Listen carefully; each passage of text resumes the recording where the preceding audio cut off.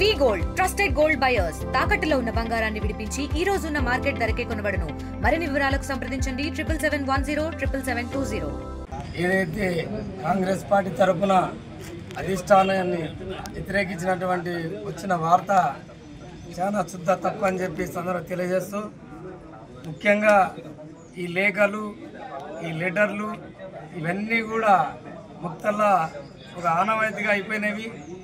ఇవన్నీ కూడా దమ్ము ధైర్యం ఉంటే వాళ్ళు స్వతహాగా ముందుకు వచ్చి ఎదుర్కొనాలి. కానీ అలా కాకుండా ఎక్కడనో పోస్ట్ ఆఫీస్లో లెటర్లు వేయడం, ఆ లెటర్లు ఇద్దరు ముగ్గురికే పోవడం, అవి మళ్ళీ మా పార్టీ వాళ్ళకి తెలవడం, అవి తెలిసినాక మీ మళ్ళీ దాని మీద రియాక్ట్ కావడం, ఇవన్నీ జరుగుతున్నాయి. ఇవంతా తప్పు వ్యవహారం జరుగుతుంది. ఇది ఎమ్మెల్యేలకు కానీ, కార్యకర్తలు కానీ, కులాలకు కానీ, ఇతర ఏదానికి కూడా ఎలాంటి సంబంధం లేనటువంటి వ్యవహారాలు జరుగుతున్నాయి. ఈ వ్యవహారాలల్లో కాంగ్రెస్ పార్టీ తరఫున మేము పట్టించుకోవడం లేదు, పట్టించుకునే అవసరం కూడా మాకు లేదని చెప్పి సందర్భంగా తెలియజేస్తున్నా. మరి మంత్రివర్గం విషయంలో మంత్రి అవుతున్నాడనే ఒక కుట్రతోటి రకరకాలుగా బదలాలు లేపి రకరకాలుగా వ్యవహారాలు చేస్తున్నారు. అది ఎన్ని వ్యవహారాలు చేసినా, ఎన్ని రకాలుగా వాళ్ళు ఏమి మాట్లాడినా రేవంత్ రెడ్డి గారి నాయకత్వంలో వాకిటి శ్రీహరణ గారికి మంత్రి పదవి రావడం ఖాయం.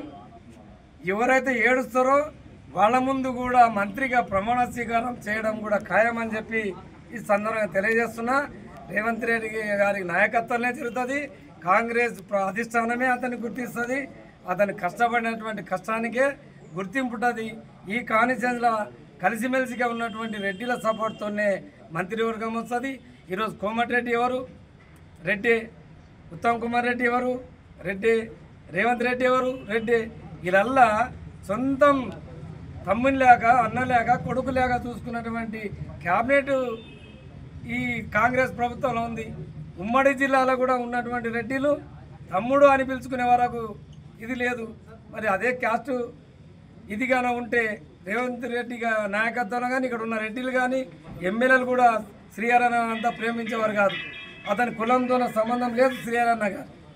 అతను అన్ని కులాలు నావి, అన్ని మతాలు నావి, మాకంతా కులాలతో ఎలాంటి ఇబ్బంది లేదు.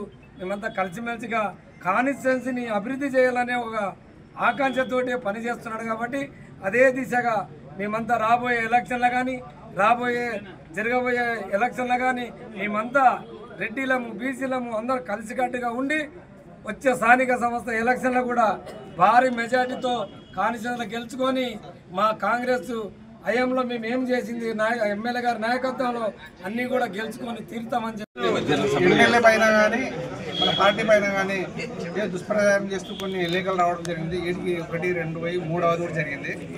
ఆ లేఖల్లో అలాంటిది మాకు ఎమ్మెల్యేకి కానీ మాకు కానీ ఎలాంటి భేదాభిప్రాయాలు లేవు. ఎమ్మెల్యే గారు మాకు 20-25 సంవత్సరాలకి వెళ్ళి కలిసే ఉంటాం.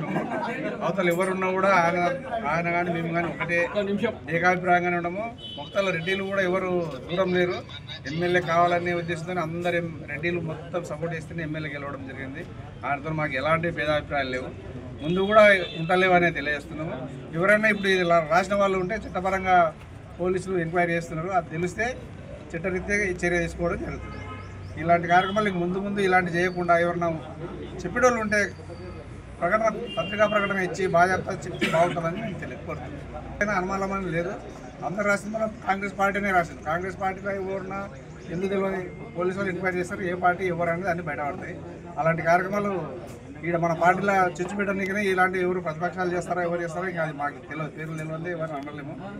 ఇలాంటి కార్యక్రమాలు ఇంక ముందు ఇలాంటి జరగకుండా చూసుకోవడానికి పోలీసులు కూడా తగిన చెప్పడం జరిగింది, కాంప్లైంట్ ఇవ్వడం జరిగింది అని తెలియజేస్తే. మరిన్ని వీడియోస్ కోసం ఛానల్ ని సబ్స్క్రైబ్ చేయండి. లేటెస్ట్ అప్డేట్స్ కోసం వాట్సాప్ ఛానల్ ని ఫాలో అవ్వండి. ఆ లింక్ డిస్క్రిప్షన్ లో ఉంది.